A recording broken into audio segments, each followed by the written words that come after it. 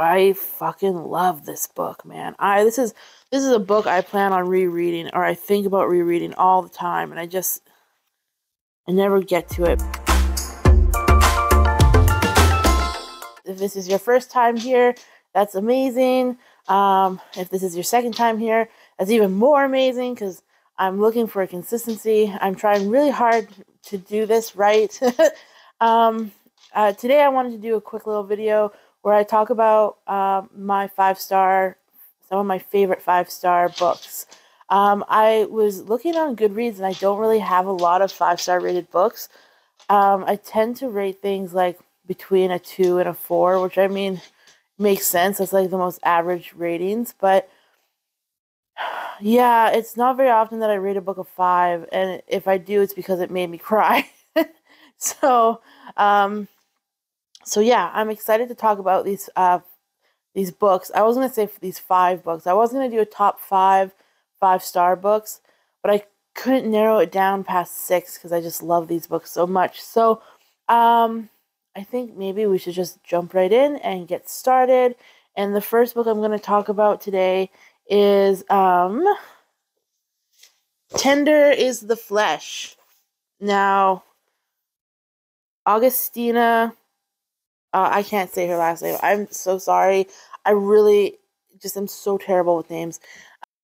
So I actually listened to this book and loved it so much that I bought a physical copy of it. It's a little book. It's it's pretty um it's pretty brutal. It's pretty brutal. It is a dystopian novel. Basically, what happens is meat becomes inedible to humans, and they start farming people. And I won't get it. Like, that's not a spoiler. That's pretty much, the gist of the story. But there is some interesting developments that happen, and some character development, and it is pretty gruesome, and the ending is pretty messed up, like really messed up. But I love it. Love it. Love the messed up. Love the messed up stuff. Okay? So that's the first book on my list. These are not any particular order. These are just what I happened to pull, and how I piled them up. So the next book, I read this book this year, I'm pretty sure, in 2023, and it was phenomenal. And that is As Long as the Lemon Trees Grow. Again, another author's name that I cannot pronounce. What I should do is I should Google these names beforehand and or YouTube them and figure it out, and so I'm not such a jackass on camera, but I'll do that next time. This book is set in Syria and is about the war in Syria, and just the impact it has on the people in that country, and what it's maybe not what it's like to flee a country, but it definitely talks about, you know, that kind of stuff. Sorry, I got distracted. Um, yeah, this book though, I crushed this book in like a couple days. Like, I know like some people can read a book in like a day or whatever, but for me, like a couple to 3 days is pretty good. It is kind of a beefy boy. But it is a YA, but it doesn't feel like a YA novel. It is very mature, I would say. So maybe it isn't a YA novel. I remember someone saying it was YA. Anyways, this story is about a young girl who was working in a pharmacy before the war, and then was recruited basically into being a surgeon because she knew about medicine and or like helping surgery and stuff like that. I haven't read this book in a while, so it's hard to remember exactly what happens in it other than like the main spoilers. But honestly, beautiful book, beautiful book. 110%. I would recommend this book to anyone who wants. I want to say learn something like just the importance of compassion and you know I need to go in depth with this book. I think I'll reread this book in 2024 and do a whole thing on it because this book was amazing, made me cry, blew my mind. Like the twist in it is just like, oh, some people probably seen it coming. Some people are pretty smart. Not me. And so the twist really got me, and I was just flabbergasted. So yeah, 5-star book, 100%, 110% recommend this book to anyone, absolutely anyone. Um, it's just a beautiful, beautiful book. The next book on my list is another audiobook that I listened to and ended up buying a copy of the book because I just loved it so much. I wish I had a hardcover edition. I think that would be so beautiful. But I do love the edition I have. It's a bit generic. God, why do I yawn so much? So the next book on my list for 5 stars is The Seven Husbands of Evelyn Hugo by Taylor Jenkins Reid. This book fucked me up. Like, fucked me up. Like, it was so, I thought the story was so wonderful and beautiful and tragic and oh my God. I love old Hollywood. And I know a lot of people don't like old Hollywood and don't want anything to do with it. So this is not your book if that's the case. I fucking love this book, man. This is a book I plan on rereading, or I think about rereading all the time, and I never get to it. But it is a wonderful story, and I don't want to. This might be a bit of a spoiler, so bear with me. But it is a wonderful queer journey, and I fucking sobbed at the end of this book. Like, I was driving home listening to this book from work, and I was just like, I was ugly crying. Like, I should have pulled over. I was just like, I was blind by tears. I was just like, it was insane. It was absolutely insane. I love this book. I love this book so much. I have not read anything else by Taylor Jenkins Reid. Um, but I do plan on to eventually. I would like to read Daisy Jones and the Six before I watch the show. Um, but we'll see. We'll see. Well, I think maybe if it comes up on my Scribd account and I can listen to it, I would do that. I would like that a lot. The next book that I'm picking is actually a memoir, and it's called In the Dream House by Carmen Maria Machado. Machado, I think that's how you say it. Like a dog. It is so fucking beautiful. This is so creative and so just heart wrenching. Like just like a punch to the gut. Like you're just like oh my God. Like it's just so good. It's so good. Let me just read this little back snippet to you. You cried in front of many people. You missed readings, parties, the supermoon. You tried to tell your story to people who didn't know how to listen. You made a fool of yourself in more ways than one. I thought you died, but writing this, I'm not sure you did. So this person that wrote this memoir, they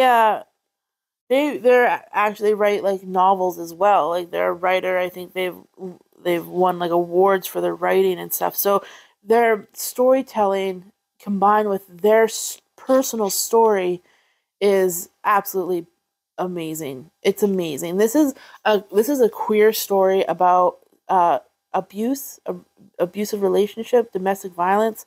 So I would maybe put a trigger warning that it does include domestic violence. It is a story between a same sex couple, a woman, and a woman.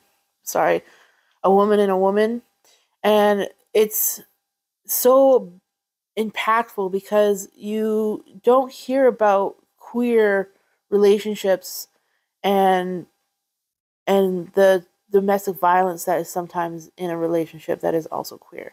Um, how do I put this? So normally when you think about abusive relationships, you think about a big man and a small woman who can't defend herself, but you don't think about two women, especially two women that are one is bigger and one is smaller, and the smaller one is the abuser. It's hard for people to take that kind of situation seriously, and I think just because it doesn't, we don't talk about it nearly as much as we talk about straight couples and their, the struggles that some of them have with abusive partners. And that, that being said, we also don't talk enough about women abusing their husbands or their boyfriends, so it's just a very interesting perspective. And like I said, just written so goddamn beautifully. Next is a kind of a self-help guide almost. Not really. I think Sonia Renee Taylor would make it pretty clear that she's not about self-help, it's about spreading radical self-love. And that is The Body Is Not an Apology. And this book is amazing. It is amazing. I have read it 3 times. I'm actually going through it for the 4th time, but this time I'm writing down everything that I've annotated, or highlighted, I guess, and using it because this book is so essential to like my boudoir photography and just portrait photography in general. Um, it's this is this is amazing. This is amazing. This book is like, it's not really about, self love as it's more about body neutrality and the radical act of self love, if that makes sense.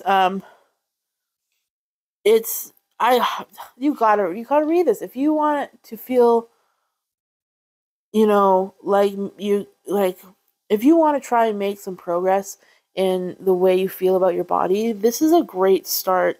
This is a it's just amazing. It's just, I'll have to do a whole video on this book because I'm obsessed with it and I don't know where to start and I don't know where to finish. I need to like dedicate a whole video to it. I picked this book up because of another boudoir photographer that I follow online. Made a video about some books, and I have another one from her recommendations. And this was one of them, and I immediately went and got it. I listened to it first, and then went and bought the book and the workbook that goes with it, and then then I've just been going through it every so often. Every couple of months, I will pick it up and reread it or go through it, reread a passage. It's been so helpful for me. And I really think it could be helpful for a lot of other people too. Anyone who's struggling with body image or just, compassion for themselves. So, yeah, another 5-star. And this is the last one, and this might be the number one 5-star for me. I have looked, I was looking at my 5-star books and I was like, okay, so what would be my number one 5-star? And honestly, this is a big surprise for me, but it is indeed a graphic novel. I never thought I would be graphic novel girly, but I love them, and I've been really into manga lately and stuff. And thanks to my local library, I downloaded this book and read it on my tablet a year and a bit ago, and absolutely just sobbed. I mean, there's like ugly cry, and then there's like that was me. That was me. So the book I'm talking about is Are You Listening by Tillie Walden. I had to buy it because I loved it so much. I looked for it for a year. I looked for it every time I went to a bookstore for a year. And the reason why I could never find it, it was in the young adult section. I could have, yeah, which makes sense. But at the time, I didn't think, I didn't think that, I thought all graphic novels would be in the same spot at the bookstore, but they're not. There's graphic novels in the YA section too, which makes sense. I just didn't think about it.